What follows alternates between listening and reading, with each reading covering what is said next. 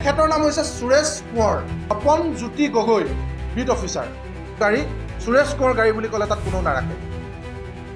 আৰু এওঁ হৈছে ডেনিছ কুকুৰাচোৱা যোগেন মোহনৰ ফুলখালীয়েক বুলি আমি জানিব পাৰিছোঁ। সোণাৰীৰ বিধায়ক ধৰ্মেশ্বৰ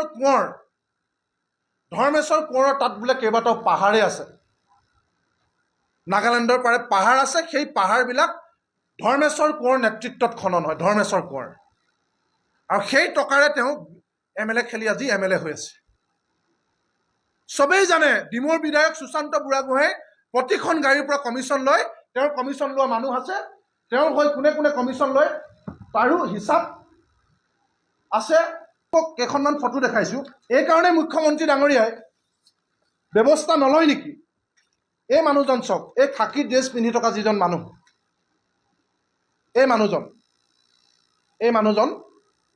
এই মানুহজনৰ নাম হৈছে তপন জ্যোতি গগৈ। এওঁ হৈছে বিট অফিচাৰ। তাতে লক্ষ্মীজান বিহুবৰ আৰু চন্তক বিহুবৰ নামৰ দুটা ৰেঞ্জ আছে। সেই দুইটা ৰেঞ্জতে তেওঁ কেতিয়াবা লক্ষ্মীজান, কেতিয়াবা চন্তক, এই দুটাতে তেওঁ ইফাল সিফাল হৈ থাকে। 2021 চনৰ পৰা এইজন মানুহ তাৰ বিট অফিচাৰ। এওঁ হৈছে মেইন মানি collector Tapan Jyoti Gogoi, beet officer. বৰ্তমান আছে চন্তক বিহুবৰ্ড, আজি কিছুদিনৰ আগতে আহিছে। 2021 চনৰ পৰা লক্ষ্মীজানত আছিল। এওঁ হৈছে সুশান্ত বুঢ়াগোহাঁইহঁতৰ মানি কালেক্টৰ। চব মানুহে জানে তাত। দ্বিতীয়তে এই মানুহজনলৈ মন কৰক, গেৰুৱা সাজ পিন্ধি থকা মানুহজন, তেখেতৰ নাম হৈছে সুৰেশ কোঁৱৰ।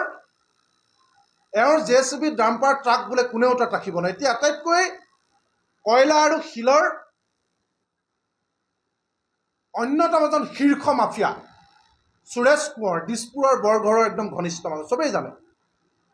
পীযুষ হাজৰিকা ডাঙৰীয়াৰ লগত ঘনিষ্ঠ বুলি বহুত মানুহে তাত আমাক কৈছে।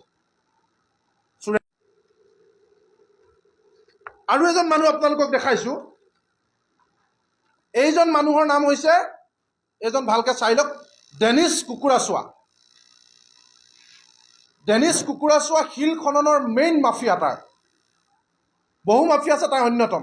এখেত কোন জানেনে? এখেত হৈছে প্ৰাক্তন মন্ত্ৰী, বৰ্তমানৰ MP যোগেন মোহনৰ ফুলখালীয়েক, ডেনিছ কুকুৰাচোৱা, যোগেন মোহন ডাঙৰীয়াৰ ফুলখালীয়েক। এই তপন জ্যোতি গগৈ